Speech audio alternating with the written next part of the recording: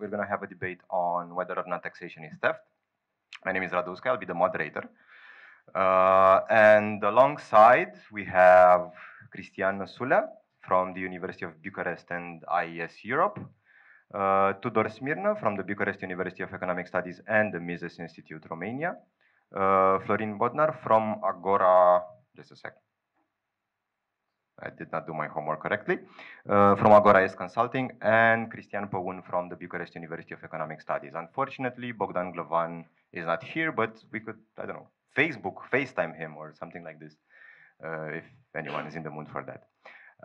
Okay, so I'm going to have a short introduction about this because philosophers tend to be kind of boring, but some people tend to argue that philosophers do make some valid points from time to time. And I'm going to make some introductory remarks. Maybe we could talk about them during this panel or during the Q&A session. Now, if people know something about libertarians, is that at some point or another, one libertarian would say taxation is theft, right? This is one of the go-to things, go-to mantras that at one point or another a libertarian will reference it. Now, there's this really interesting blog post from a philosopher which I really like. His name is Christopher Freiman, and he has this blog post which is actually has the same title as today's debate, whether or not taxation is theft. Now, I don't know if many of you know what's the origin of this mantra that basically became a popular internet meme alongside libertarians. So one of the first ones who actually uttered something like this is Lysander Spooner. Maybe some of you have heard about him. He's this really pretty famous American anarchist from the 19th century. Yeah, he was a lefty. I would say leftish, not necessarily left. There is a huge difference between him and Bakunin Kropotkin, but I don't know. Maybe we could talk about the differences about them later on. Now, he makes this analogy between the state and a common thief who would mug you and who would say, you either pay, I don't know, a tax toll, or he's going to murder you. Now, he says that the state does the same thing, right? The state coerces us into paying him through the means of taxes. Maybe a better, let's say, philosophical argument in favor of this position that taxation is theft is what Robert Nozick famously said in Anarchy, State and Utopia, in which he says something like, taxation is on par with forced or coerced labor, right? Think about the amount that we pay in taxes, right? In Romania, we pay something along the lines of actually 40%. 40% of our income ends up in the hands of the state. We give or take again, give or take. Okay, with the VAT, with other stuff like this. Okay, 50%, 60%. No, he says something like this, right? This would entail that, let's say we have 10 days of work, you work 4 days for the government or 5 days for the government, and the other days you work basically for yourself. Now, even if I still describe myself as being a libertarian, I actually don't believe that taxation is necessarily in the a priori a form of theft, right? Because in the example that Lysander Spooner gives, the question is actually not correct, because maybe you might owe something to someone, not necessarily to the thief who would rob you on the road, but in the case of the state, maybe arguments could be made in favor of something like this. You have left liberals like Rawls who say, well, we do owe something to the state. And when it comes to real world politics and applying a libertarian theory of justice in the real world, we need to take a closer look at the history of transactions from prehistory up until the modern day, right? If I can come again to Robert Nozick, he says that justice actually has to do with the ways in which transactions occur between individuals, right? If no one is coerced into transferring something to someone else, then a transaction is just and we have justice. Hooray. But unfortunately, in the real world, things are a bit different, right? In the real world, we had slavery. We had all sorts of issues. which might or could be addressed by means of taxation, maybe. Not necessarily, but maybe. An argument could be made in this direction, right? And maybe at least taxation could be warranted, at least when it comes to providing protection. And again, I come to Robert Nozic's example and to his position on the minimal state, right? A state which provides us with security is, in his opinion, justifiable, and he's still a libertarian, even though Rothbard and Rothbardians might contradict him and both me. Now, this being said, I'm going to give the floor to Mr. Cristian Păun. I accepted this invitation to be here and to discuss together with you the idea of the nature of taxation by saying that a few weeks ago I decided to start a few lessons on economics, and the first lesson that I proposed to everybody was taxation is theft. So I started the lessons with this idea because I think that it's very important to understand the nature of taxation. Any discussion about the state and state interventionism should start with this idea. What is the nature of taxation? In fact, this idea of discussing about taxation is or is not theft. In fact, it's a discussion on the nature of taxation. And first of all, the first idea that I want to highlight here about the idea of theft behind taxation is the aggression of state when the state is collecting this tax on us. So, okay, let's try to not pay the taxes to the state. The state will claim the taxes in a violent way and will enter on our private property, on our house, claiming the right on this taxation and discussing with us as to be the robbers. Yeah, we are stealing from the state with if we are not paying the taxes to the state. So you have not so many chances or solutions to avoid taxes when the state will identify you that you did not pay the legal taxes established on your income. So this is the first idea, the violent nature of taxation. Yeah, that is giving us the image on the taxation to be a theft.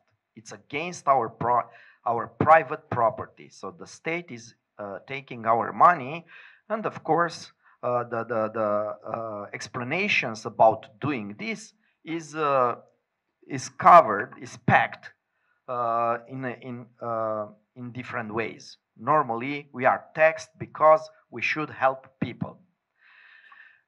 Secondly, I want to introduce a few arguments against the idea of being not theft. Taxation is not theft, in order to be discussed here. So I read a lot of arguments against the main idea, taxation is theft, and I found few of them, and I want to discuss here together with you. Of course, I will present them, and maybe when we are debating, maybe we can discuss together about all of them. The first one is about the idea of legality. Yeah, so taxation is not theft because legally you should pay for your taxes. So the state legally is claiming that you should pay the taxes to the state. So it's a law that is establishing the level of taxes and so on at the level of individuals. So cannot be theft, something that is legally mentioned. Yeah. So this is the first problem. Of course, we should discuss about how this law about taxation is voted. Yeah, because today we can vote together to take the phone of my colleague, and it's democratic to do this. So it's legal to steal from my colleague, and the idea of legality, it's at least complicated, yeah? Let's discuss about it's legal to print the money in the central bank building, but it's completely illegal anywhere other than central bank. So the first discussion, it's about legal and illegal in case of taxation. The second argument is connected with social contract. And it's also connected with the idea of charity. Yeah, so we are paying taxes because we are considering that this is the best way to help the people. Yeah, so taxation is sometimes packed in this idea of charity. Yeah, so we are taxed because there are a lot of people without hands, without legs, and we are helping them. Yeah. I have a counter argument on this by claiming the argument of Friedman that said that the state is spending our money for others having nothing to do with the parties involved in this mechanism. Yeah? So it's that situation of spending others' money for others. So what is the behavior of people doing this? In this case, you are not concerned about the needs of everybody involved in this mechanism. So this could be a discussion path. Of course, social contract has a lot of problems also. Yeah, who signed this contract? You signed the social contract today. You saw the social contract, maybe it's the Constitution. Constitution can be considered to be a social contract and also the basis for being taxed, but it's not a real contract. Just think about how about the idea of signing this contract voluntarily. Yeah, who will sign a contract voluntarily to be enslaved by taxes? You will agree with this? It's a problem, in my opinion. So social contract is the second argument for taxation is not theft. Public goods, the third argument. Yeah, we are taxed because the state is delivering us public goods. Of course, the state is doing this because nobody is interested to deliver public goods such those, yeah, because it's not profitable and the private sector is not interested. So the state is the only interested to do this, public goods. Yeah, of course, we should talk also about the idea of the monopoly, the monopolistic of the position of the state by delivering these public goods. We should discuss about the lack of competition in delivering these public goods, the quality of these public goods. We are not asked about how many public goods should be delivered to the market, why these public goods and not other public goods should be proposed to the taxpayers and so on. I think that I will stop here because maybe my colleague will introduce other arguments against the idea of taxation that is not theft. In my opinion, I will conclude with this idea. In my opinion, we should consider that taxation is not theft, it's continuing robbery. Yeah, because day by day we are checked in our pockets by the state in order to see if we have money or not left in these pockets. Yeah. So I'm pushing the term behind that theft. Thank you.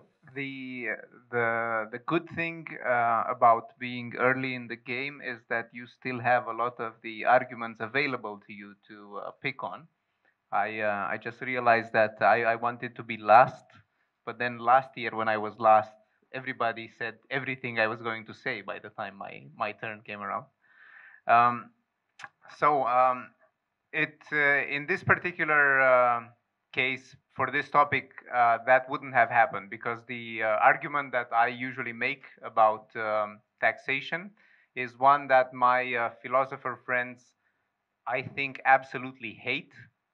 So the argument that or the point of view that I like to use when discussing taxation is one of efficiency. So I'm not going to say, did we sign a social contract? Is it right that we should pay some taxes because of the social contract, or because we need to pay for things, or we find that it is actually more efficient when we let somebody else deal with things that we don't want to be bothered with, like building the roads, taking care of people without hands and legs, or other examples that Christy was giving. So from a certain point of view, it almost seems intuitive that yes, taxation is a good thing. It's not theft, because it's a payment we're giving for the service of somebody else taking things we don't want to bother with off of our hands. Okay, so this is the intuitive part of things.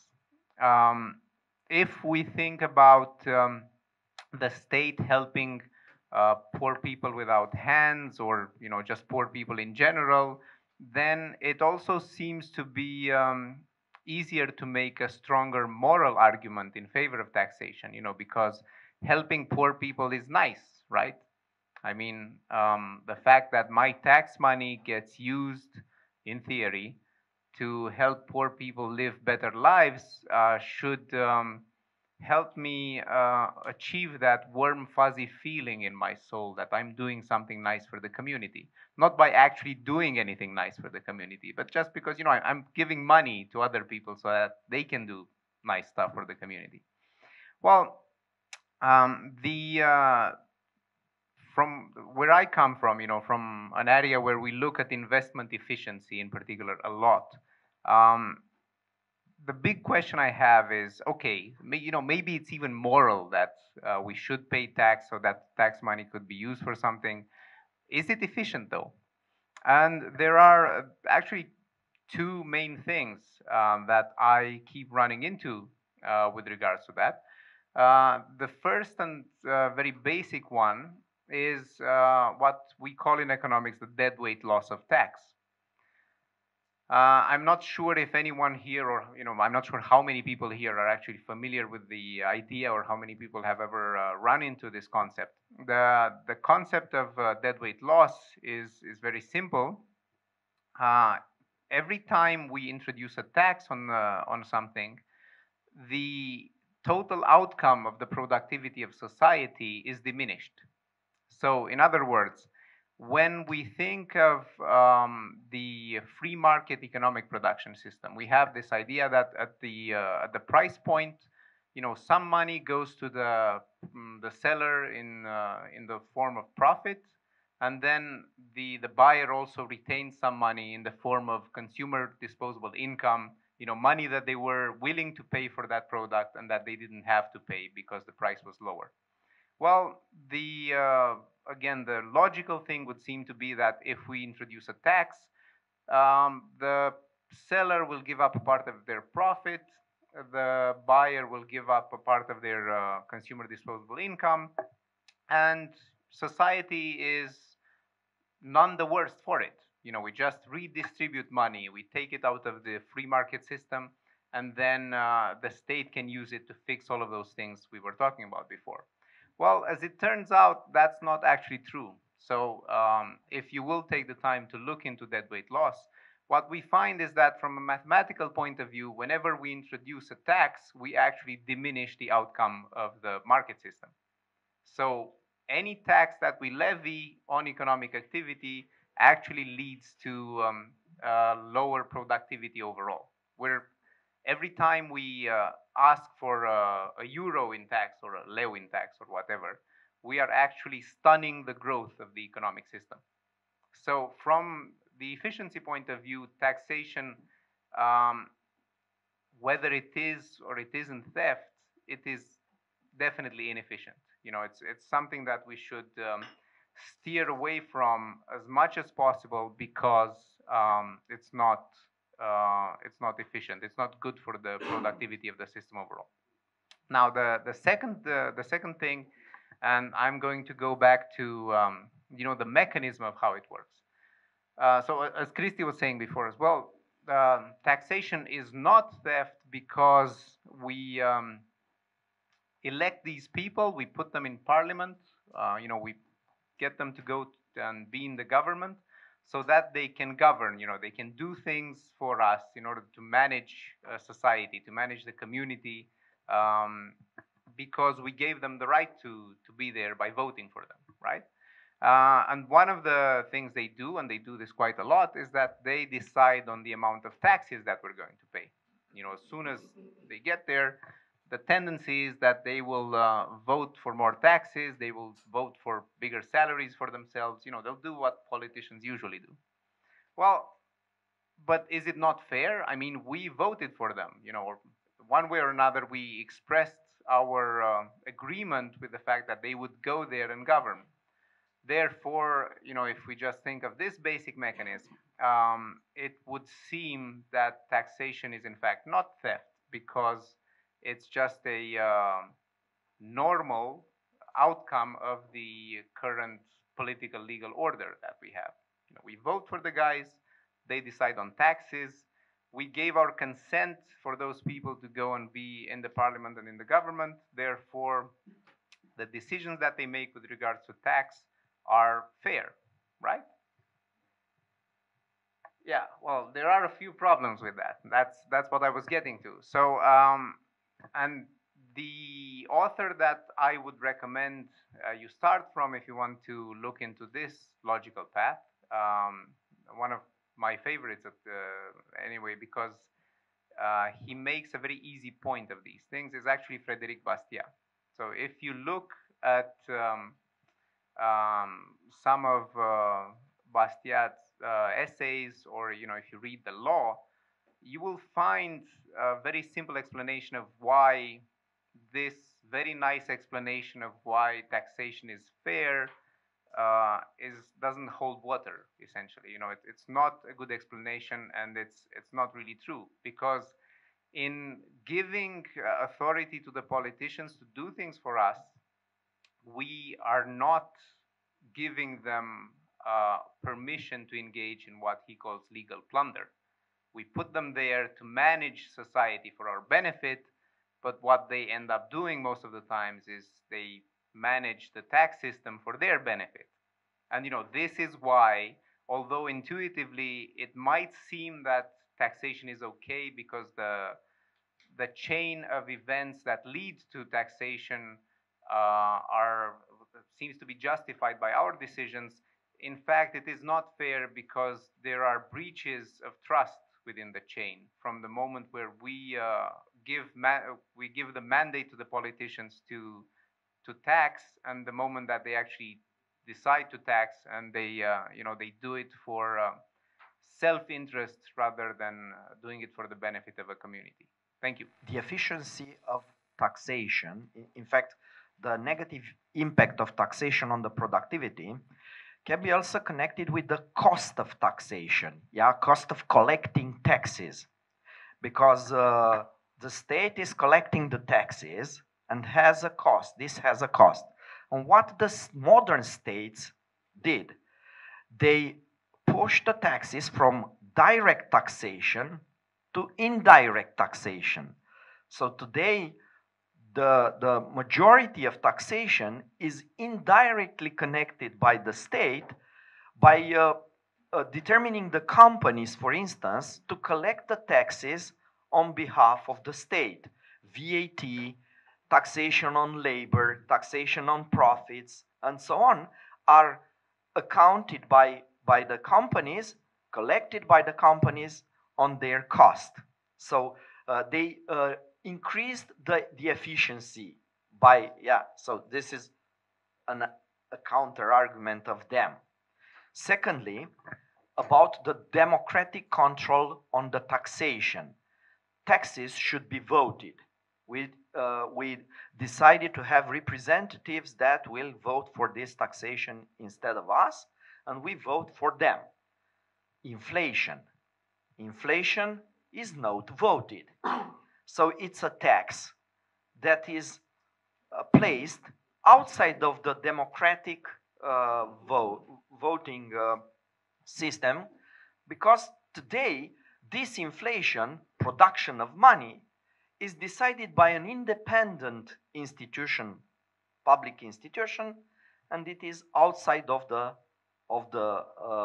voting system, so democratic system.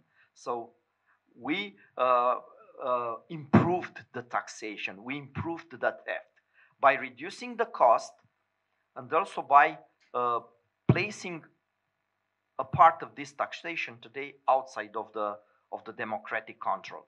So two remarks. Thank you. That by now it should be quite obvious that taxation is not just theft; it's worse than that. So my question would be, how can we ever think of taxation as less than theft? And my argument here is that basically you have to look at the voluntary contractual aspect of it. Can we ever think of it as a contractual arrangement? And I think it's very difficult to do it if you take it at a very elementary fundamental level. Because if you look at exactly what happens when you are taxed, basically you have to give something of what you have gotten voluntarily. So you give it in an involuntary manner, and at least for some time you get nothing in exchange. So it's not a free exchange, it's a forced exchange, and it also implies that you first give something without getting any kind of guarantee of that you get something even more valuable in exchange. Now, what's interesting is that I think that this breaking of the exchange when you give and when you get back opens the discussion even to a situation where you can ask, is it possible that if you get more in exchange for the taxes that you anticipated that you will get, will this change the nature of taxation? So if you first have to give something by force, in an aggressive manner, and then you get back something that you may consider even more valuable than the money, for example, that you have given in taxation, does it make it less of a theft? And I think it doesn't make it less of a theft. I think that first of all, because you are aggressed, because you are forced to give it in the first phase, that makes it theft, even if you think you get more in exchange for it afterwards. And I want to mention here the argument or a quote that I like a lot of Joseph Schumpeter, who says that when people think, or the people that think about taxes as compared to club dues, show us how disconnected this kind of reasoning is from the scientific habits of the mind, he says. Okay, so besides the fact that it's not ethical, so it it's a breach of voluntary arrangements, of contractual arrangements, and of private property. It's also impossible to make it work at a social level. So we have the whole discussion about, of course, what Cristian said about what we observe, that it's not efficient. And there are arguments, and here I think about Murray Rothbard first of all. He was, at least to my knowledge, the one to try to argue that it can never be neutral. You can never have a tax that would act on the subjects in a way that could bring about some sort of equality. So you cannot really treat everybody in society the same way. So you don't have this argument that okay, it is theft, it's not the best thing in the world, but at least we all paid. No, by the definition of it, there are some people that consume taxes and some people that are net payers of taxes. So even if in an accounting manner, you can say that everybody pays taxes. If you really look at the whole idea of taxation, it wouldn't make sense without creating these two classes of people: net consumers of taxes and net payers. Moreover, it is very difficult even to make the net payers pay similar taxes. So it's very difficult to, or I would say even impossible, to design a tax system that would make all the net taxpayers pay similar levels of taxes, or at least let's say that the kind of system that we have now is very far from that ideal. So here I could comment on the way VAT seems to tax consumption, but it actually doesn't do that. It actually is ultimately transferred. In fact, all taxes are ultimately transferred on the income earners. So when you say that you want to tax consumption, you don't actually tax consumption. When you say with profit taxes that you want to tax profits, you don't actually tax profits. Okay, so I would stop here. Thanks. Well, in my opinion, this is question is not very well put it, let's say. And probably a way of reformulating this question is to ask why taxing in the first place? Why taxing? One of the answers is that probably a third party will be involved more in providing public goods, or, as I said, public services. I must say that most of my professional career is focused on consultancy and looking on how to deliver or how to develop institutions better in order to better provide public services or public policies.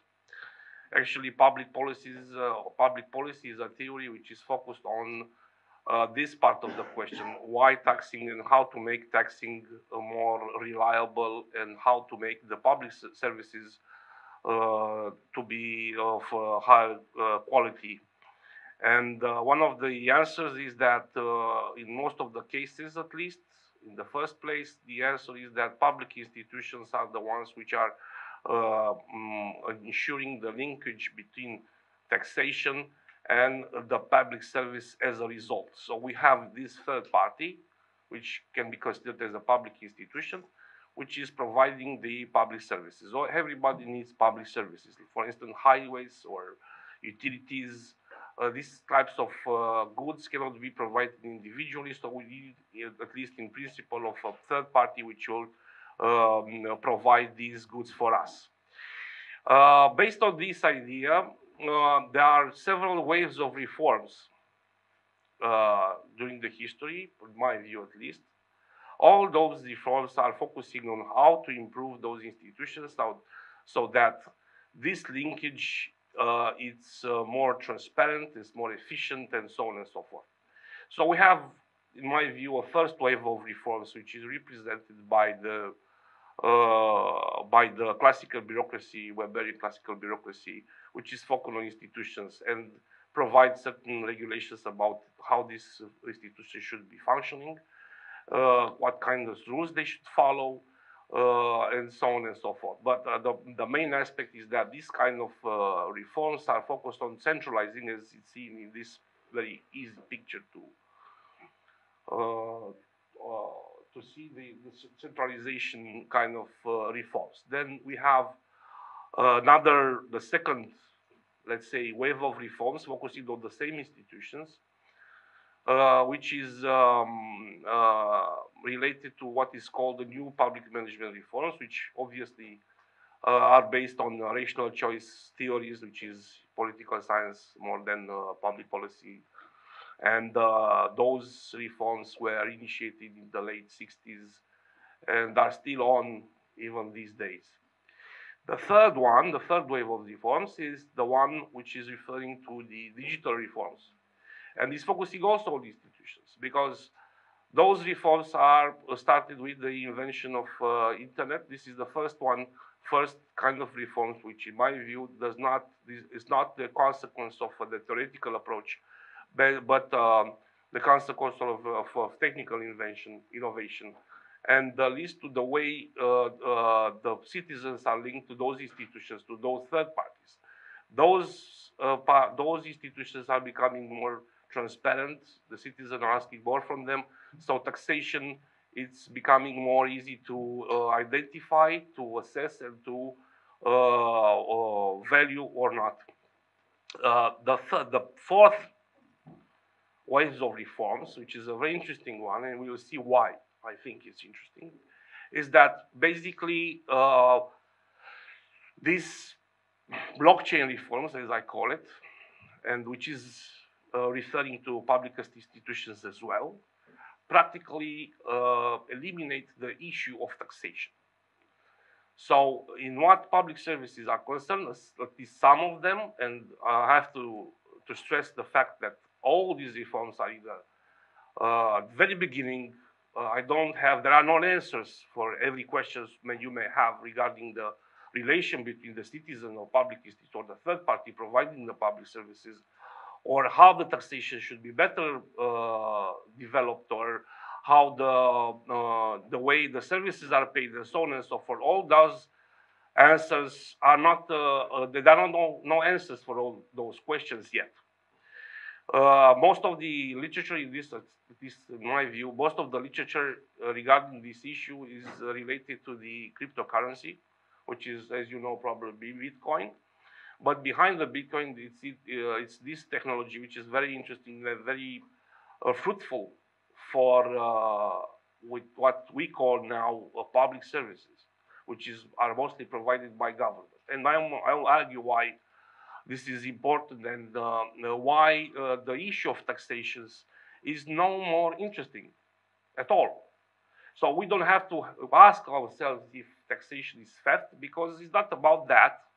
It's not a moral issue. It's an issue of transactions, and this is it. So the transactions which are initiated by the blockchain reform are based on a smart contract, as they are called. Don't ask me technical details about how the blockchain works, or how exactly the blockchain will solve all these problems. But what you have to keep in mind is that the blockchain solves the problem between what we call taxation and the delivery of public services, because there is no third party. So we don't have to trust anybody, because the technology is the one which provides us with trust. We trust that we will be the beneficiaries of public services, as we trust a simple equation like 1 + 1 = 2. So if we trust this one, then we will trust the blockchain as well. This is why the blockchain is so important, in my view, for the public services. And to argue more on that and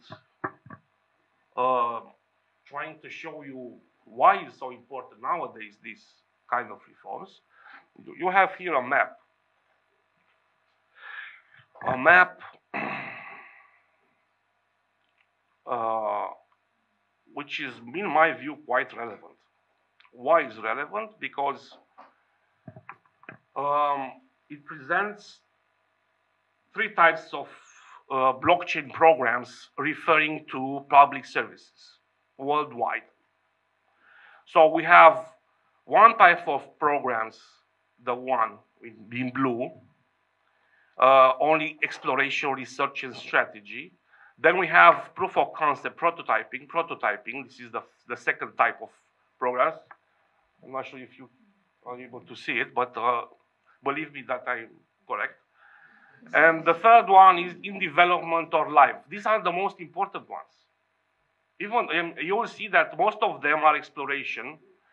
For instance, you will see that most of in Russia, I mean, it doesn't matter the economic development, it doesn't matter the infrastructure, the digital infrastructure, which was during the reforms from the third wave, very important. You should have a digital infrastructure. With the blockchain reform, this is not so important. It is important from some points of view, but it's not so important like the reforms relying on internet and connection in the internet. The problem with the blockchain is that the way you have to develop infrastructure for establishment of virtual identity. I mean, you will see that during this process, the virtual identity is very important so that the information should be gathered properly. The second one, okay, so you will see that it doesn't matter the level of development. You will see that, for instance, in countries like Ukraine, where it's obvious they don't have digital infrastructure over there. But on the other hand, they have an ongoing program. As you see, this is the only one, which is about introducing blockchain for voting system. So imagine that when you introduce blockchain for a voting system, there is no way to fraud it, to try to avoid the will of people, let's say, because there is a technical solutions providing you with this certainty that the results is the right one. So there is no room for fraud. Okay, you wonder why in Ghana? Ghana, I mean, obviously Ghana is not like Netherlands, it's not like UK, as we noticed earlier. They're not so developed, but why do they have a blockchain program over there? Because they use it for delivering social aids. In that country, it's quite important not to deliver to the same person the same amount of social aids. It's important to, at least from their practical point of view, not theoretical, but practical point of view, it's important to have the larger coverage as possible, because there are many people with many needs over there. They don't ask about the task effects over there. They just want to the money or the resources to reach exactly the people. This is the way of doing it. China, 4-4, there are 4x exploration. They are researching on that compared to, let's say, Canada, which have only 2, but USA have 15. So we are looking on the map right now of how countries have understand the importance of blockchain across the world. And you will see that there is no linkage between the level of economic development and the spread of this kind of technical approach. Anyway, going back to our problem, the only thing I want to mention is that there are some problems. There are still some problems to be solved, because probably these ideas could lead to theories regarding how society can be changed, because obviously it can be changed, because blockchain provides the technology of everybody to make contracts with everybody without having the third party involved, which is very important, especially when we are talking about public services or a state as a whole. So it's, could lead to very different visions about how the society could be developed. The problem is that there is no answers to some technical problems regarding the identity. Why is so important that? Because in the blockchain, theoretically speaking, it's important to have the information regarding the identity of a certain person not to be as secured as possible. So some of the problems are related to this one. The other problems are related to the way the contracts are made. So all these issues are not theoretical in the sense of political science are concerned, but it's important. It's can be solved only from the technical point of view. So my invitation is to rather speak with people from IT than to people from political science, because you will rather get from them the answers for all the political science questions which are asked for the last probably several centuries. Still the political science is. And then, okay, other kind of issues which I think that can be addressed in the future are the ones referring to infrastructure, because you have to have a virtual identity. You have to register the identities of the persons involved. So you have to have an infrastructure like this. And then, of course, aspects regarding the education, people have to be aware that this is one of the possibilities which can solve many problems, especially those referring to theft. So this is it. If you have questions, as far as I can answer, I can do it. Yeah.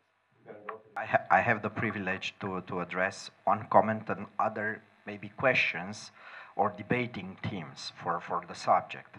First of all, I want to comment something about what Florin said here. So introducing Bitcoin or introducing cryptocurrencies, blockchains. Not the same thing. Yeah, the blockchain technology. No, not the same thing. Yeah, okay, it's not the same thing. Okay. No, So when you talk about blockchain, oh, okay. I'm not. Yeah, okay. So whatever. So introducing Bitcoin. In the concept of Bitcoin, we can introduce all this blockchain technology, monetary technologies today. We are using today. You are thinking that you can improve the idea of taking money and giving money to the people that needs this money because they have a lot of problems. But the problem still remains because the state is doing this. And if we are looking to the state, we can see the state is killing the competition normally. He defends the monopolistic position in providing such public goods to the people. So the story is about something else, not about the state that is taking care about the people and is very interested about their health and so on. So the state is mainly interested about taking money and enriching the public servants working for the state. So this is the idea today, in my opinion. Okay. One second, because I have two more comments. Okay, so I want to reintroduce another subject that is about optimal taxation. Because if you are looking to the economic literature, you will find a lot of professors, researchers discussing about the possibility of introducing an optimal level of taxation for population. So robbery cannot be optimal. Yeah, so this problem of optimal robbery, it's an illusion, in fact. When this robbery will be optimal? It's a problem, yeah? Another problem is the problem of stealing from the state. That's another problem. Is this related to the blockchain or is this just your opinion? Is not connected with the blockchain. So stealing, Your opinion, I want to, another no, plantation. I want to introduce other themes for debate, yeah? So if I'm stealing from the state that is collecting taxes, I'm in right to do this, yeah? To steal from the robbers, yeah?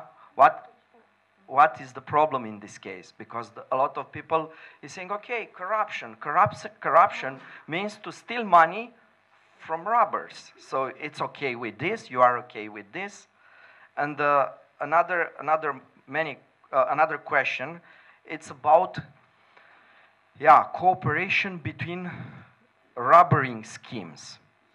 Yeah, in the economic literature, you can find a lot of researchers, economists, talking about coordination between fiscal policy and monetary policy.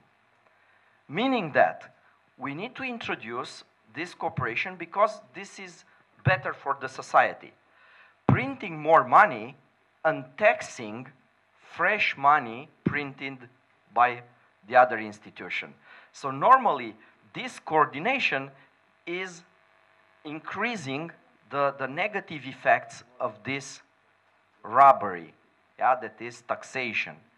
Printing more money and taxing new fresh money printed by. So in fact, this coordination between fiscal policy and monetary policy is boosting the negative effect of this taxation on our incomes. And finally, I want to close the intervention, and that's the last. I will not discuss, yeah. With this idea. Yeah, you can answer. When I was invited to the central bank to discuss about the monetary causes of inflation, my friend and my colleague Vlad Topan said something like that. Cristian, I have an advice for you. Do not start the discussion with the moral aspect of inflation. Do not go there and call them robbers, legal counterfeiters of currency, because you will close the discussion. Move the discussion to the economic aspects, because if you will introduce the moral aspects in the discussion, you will kill the discussion, the debate. And that's the same in case of taxation. If we are starting the taxation problem discussion with the idea of being a robbery, we will kill all the other arguments. So I agree with my colleagues that said, okay, we should discuss about the productivity problems, efficiency, and so on. I will not talk anymore. I also work in IT, so I have some background there. So yeah, I will say blockchain. I'm not going to say Bitcoin. So I was looking at this map with all the blockchain projects, and it just occurred to me that, you know, this is a fantastic idea. We should totally get governments to fund blockchain projects. As an IT entrepreneur, I think that's great. It's like, you know, legal plunder. This is something we should put more money into so that we can, you know, so that some people can make more money out of it. So that was the joke, but the point of that is... It's not a comment, it's a joke. We should laugh. The comment is coming now. So the... I'm not laughing at all. If you want to stress on that, the comment is the following. Even if we do manage to implement a lot of this technology, people will still look for ways to make more money, to game the system for personal benefit. So you are still referring to the... No, I'm still referring to blockchain projects. Okay. But there are concerns about... Can I answer to your question? So let me finish. It needs 20 more seconds to put the point on this. So the idea is that even if we have very high-tech systems that optimize transaction costs, you know, even if we manage to have a lot of very high-tech blockchain systems, we'll still have a bunch of Romanians and other entrepreneurs trying to find ways around these systems. So it's not going to be, this is not the ultimate solution. It's not going to be the end of the game. For direct direct democracy means that you have some structure, some state, which will further implement the decisions taken by, but this is not about that. But this is not about that. This is exactly what I'm trying to say. I mean, I was expecting to see so many libertarians here not accepting the state, but my conclusion is that everybody is so eager to consider the state as a fact, which is not the issue here. The issue is not about the state. So it doesn't matter whether the state will do that or that, or implement or not. It's about the way, it's about the technology, which is focused, as previously I present in the graph, where you will see that there is no center point at all. Now everybody is linked with everybody based on this technology, and then you don't have a third party. You don't have a state, you don't have a public institution, you just, but you don't. And let me tell you why you don't. And I'll give you the definition from the book, because you know, I don't want to make any errors on that. Blockchain technology, as the name suggests, is merely a chain of blocks, each containing a unique set of transactions that each contain a cryptographic fingerprint called a hash. Each block is a set of validated transactions that are grouped together in such a way that the information remains accessible but cannot be tampered with. Blocks are not independent of one another. Rather, all blocks are intrinsically related insofar as they are linked in linear sequential order by their own unique hashes that acts as fingerprints, hence the concept of chain. So the issue is here that you have information which is gathered one after other in the form of a sequence, let's say. But the next sequence is not added to the later one, but it's transforming the later one in something which is new, which is, you know, contains the new information and becomes the new information. So there is, you imagine that you have to do this repeatedly, so the final information, gathering all the information about the identity of one person, cannot be fraud, cannot be subject to error, because technically it's impossible to do it. So the problem of fraud is closed from the point of view of technical solution. So if you have this situation when the fraud is impossible, then you can imagine that all the transactions are possible without having the state looking over the transaction and being as a third party guaranteeing for your transaction. Do you imagine the kind of transformation in society that can lead to? I think that if you understand, if you agree with this, and still you consider that there is no practical quick end to the current arrangement, political arrangement, that implies or involves a state, there are two ideas that I think amount to very sane policy counseling. One is one comes from Mises and the other from Rothbard. Mises says that when at some point when there were loopholes discussed, Mises made the point that capitalism breathes through those tax loopholes. So his point was that if you have taxation, then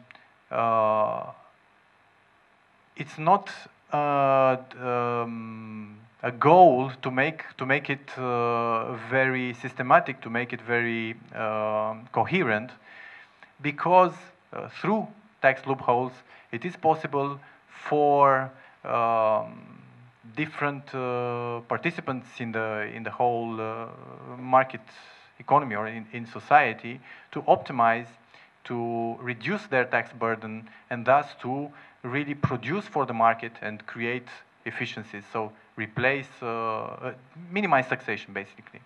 In the same idea, Rothbard said that not only should you agree with those loopholes, but you should always ignore this idea of neutral taxation and try to make these loopholes as great as possible. So actually to act towards making the system less coherent.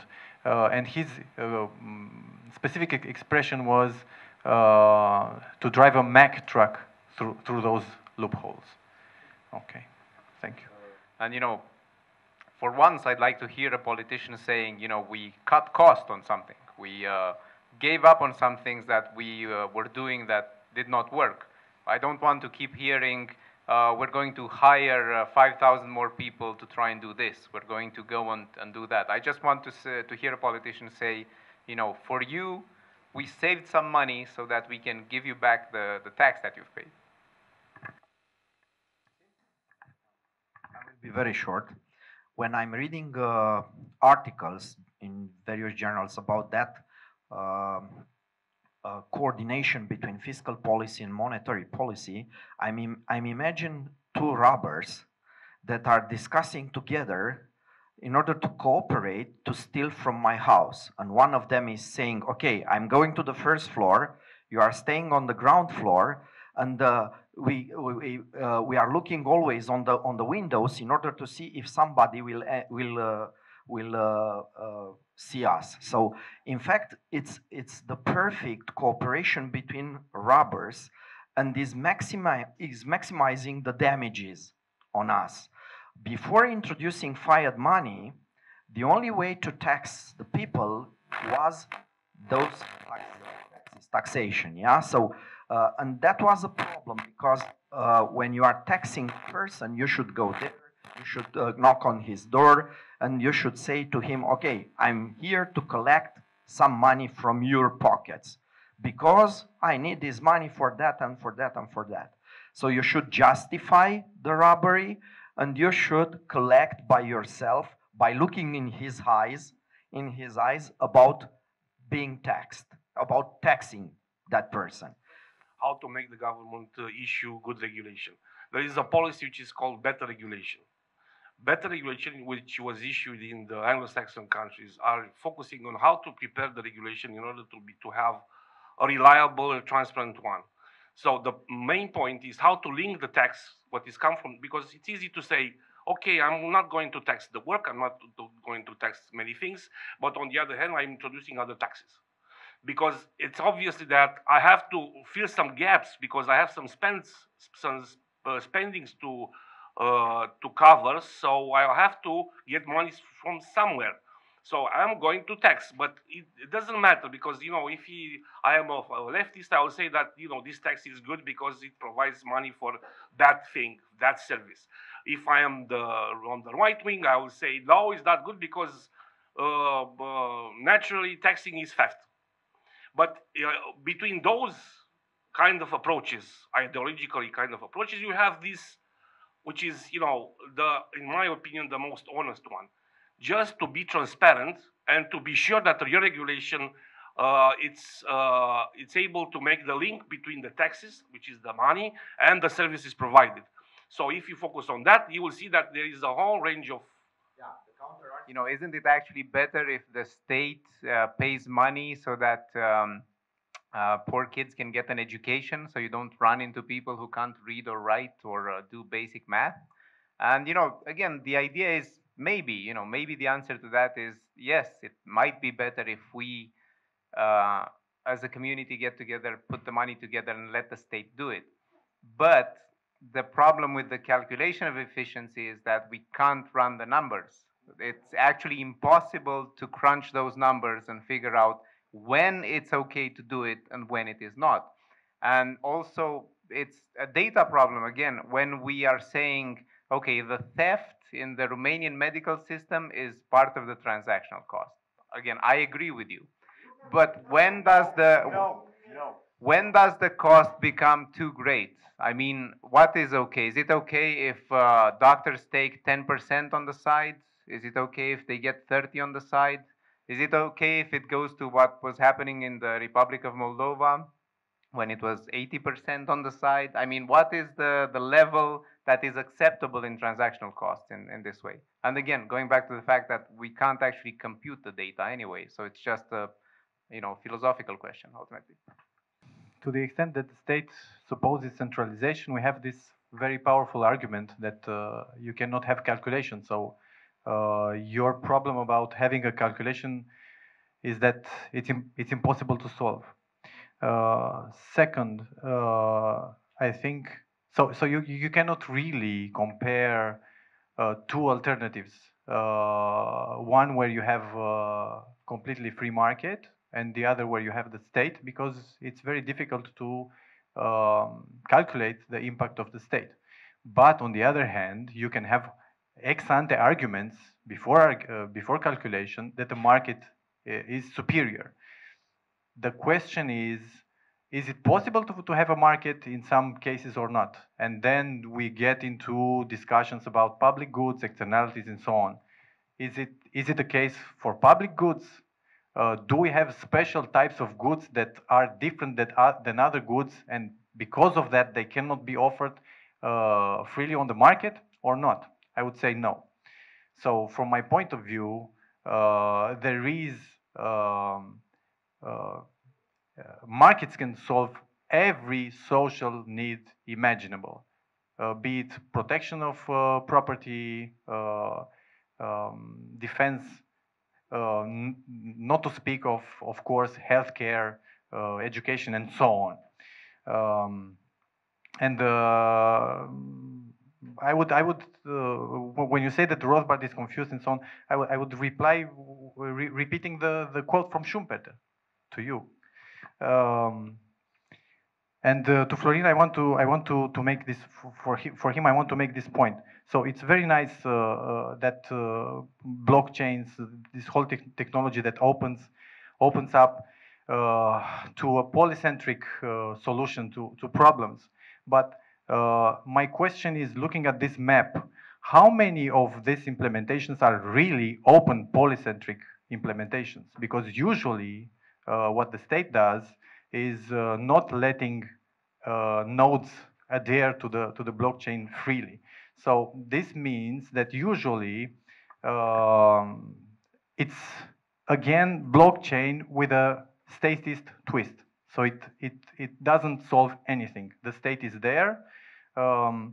And as a joke, I would put it, if your perceived solution would have solved really the problem of the state and of taxation, then the title of this panel should have been, will taxation have been theft? But it's not the case. It's the case that we still ask, is taxation theft? First, more accessibility to our properties. What is about here? We should discuss about improving the taxation system. That's very, first of all, we should discuss about the nature of this taxation, and maybe to agree that less taxation is very modern, is very, the simplicity of taxation, maybe it's also okay, maybe, but yeah, but the same taxation is there, yeah. So you will be easier robbed by persons, yeah. We are missing the major point, yeah. We should be taxed or not. There are goods or services that cannot be delivered by the market and should be delivered only by the state, completely denying the competition between the state and the private sector in delivering such goods, because we are taxed for this reason, yeah? So we should answer to these questions before thinking about how to improve the robbery. He starts from this point that usually if you are a millionaire or if you are very poor, the price that you pay on the market is the same. So you do not pay more if you have more money for a service than somebody else. So from this point of view, he derives, well, not so simply, but you have to go there to see his arguments. But he points out that the best tax is a direct tax. Of course, it's no tax, but a direct head tax.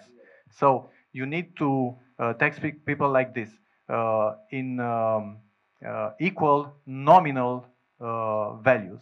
So everybody should pay. Okay, so if you have a state, ideally you look at how much the public services that you offer are worth on the market, and then you try to extract from everybody equally. It doesn't matter how rich or poor they are and so on. And I think if you have to have taxation, that would be the most close to this proxy to a price system.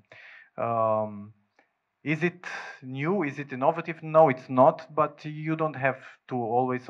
You don't have to replace good things, even if they are old. So some things. So humankind have reached already solutions in some areas that do not have to be replaced just because they are old. And I guess we find a lot of we can find a lot of examples about that. And to your question about different other existing working or closer to the ideal systems of taxation, I do not have any specific example in mind now. But of course, I can point to this economic freedom index, and you can see that the most prosperous countries are the ones that have the most predictable and low-level taxation. On the one hand, and on the other hand, maybe you can get ideas from a history of taxation that I like very much. There is this author, Charles Adams, For Good or Evil, the History of Taxation. So I recommend to all of you that book. How to tax land, for instance. Taxing land is a very difficult issue because it's very difficult to identify and to make a link between the one who owns the property and the land itself. It's a very technical issue, which is best solved by blockchain. Believe me, it's not by invention. This is done in Sweden right now. So right now in Romania, for instance, the land registry it's a chaos.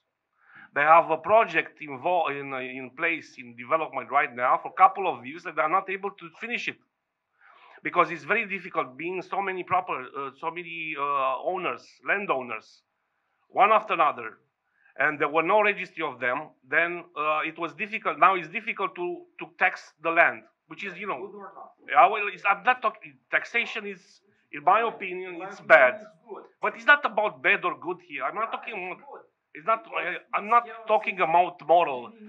We are living in the real life. In real life, the land is taxed. Any property you have is subject to tax. So, in order to not to be to have a good, let's say, image about the amount you have to be taxed for your land, you first need to know exactly what your land is. So blockchain is one of the technology which can help you doing that without any fraud from the state. There is no, town hall saying you how to, shape your land, which is we used to be done in our administration for quite so long. But you have the blockchain, and the blockchain can solve this problem very easily. So whether the tax is high or low, this is a question to be asked further. But at least you know exactly what to tax. And you can duplicate this kind of solution in other cases, like health, when you have a patient, for instance. These are very small kind of services. This is not very much state-related. This is about the problems the people have. They can relate with each other. They can share contracts without having any, of course, state can be involved, like you said earlier, of course, they can have control over the nodes, but this is not so important because they cannot intervene with the information because the technology doesn't allow you to do that. So if you have reliable information, this is the first step in having a good taxation, in my opinion. But nowadays, from my knowledge, all the taxation is based on traditional way of taxing and so on and so forth. I hope maybe sometimes in a scientific or in a science fiction or in a future world, some of this will be possible. But nowadays, I don't think so. If we ask if taxation is theft in Denmark, I think the society will be really divided, and we have a high taxation there, and most of the people will agree we want these services provided by the state because we have good services. If we talk about taxation in Romania, then I agree. Taxation in Romania in the last 30 years was a theft because we have 15% of GDP is theft. That's proved by the European Commission. 15% of GDP means 6 highways each year from Constanța to Oradea. Yes, that's really put in relation. So it was not a taxation, what is the theft, it was that somebody has stolen the taxpayers' money. So that's maybe the difference. In the world, people are have different education levels. So it will be very harsh and very difficult to go in a village in the northern part of Romania to explain that everything is possible by privatization of services, because they are not entitled and not able to choose really in having thought. That's the argument, my argument, that we are not this education level to be in this type of society, and the state needs to provide these services, and yes, to have less transactional costs. Blockchain and IT technology is the solution, and we have a living and working model, and that is Estonia. In Estonia, everything is online. You need to research this. You go to the city hall just when you get married and just when you make a property transaction. Those are the two only things when you go to and have a direct relation to. So tendering, public tendering, all these transactional costs with the states are really transparent and really now efficient. It's a working model, and maybe we will need aim to this working model. Now, when I made that short, let's say, recap of the ideas being discussed, I mentioned that consent is one of the main issues involved here, but unfortunately, I actually had expected more questions on the lines of this.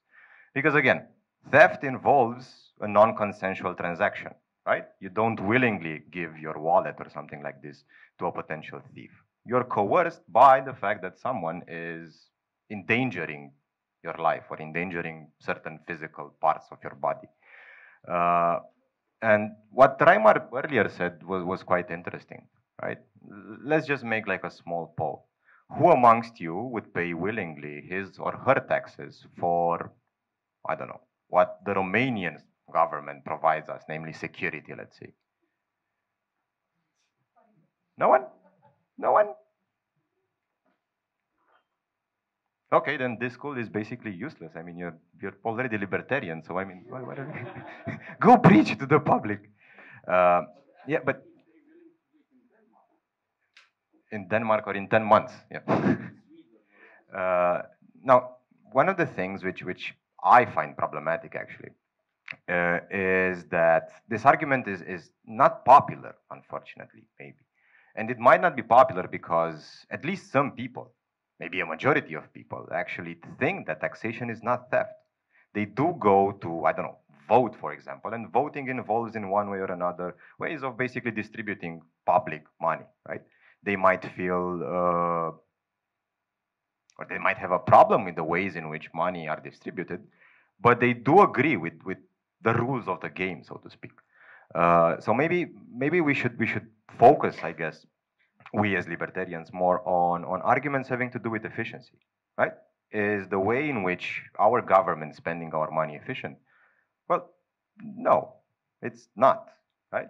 It's not. If you were to look in like a Romanian newspapers during the 90s, we should have had a highway from Bucharest to Brașov in 97, if I'm not mistaken, something like this, yeah. It's 2019, there is no highway to Brașov as far as I know. Maybe it's hidden with, I don't know, maybe the Dacians built one under Bucegi or something like this, but there is no visible highway, right? So maybe we should focus more on questions having to do with efficiency, because I'm not so sure that people are compelled by the fact that taxation could be thought of as theft, but taxation is fundamentally inefficient. So thanks a lot for accepting our invitation to be here. Let's give them a round of applause.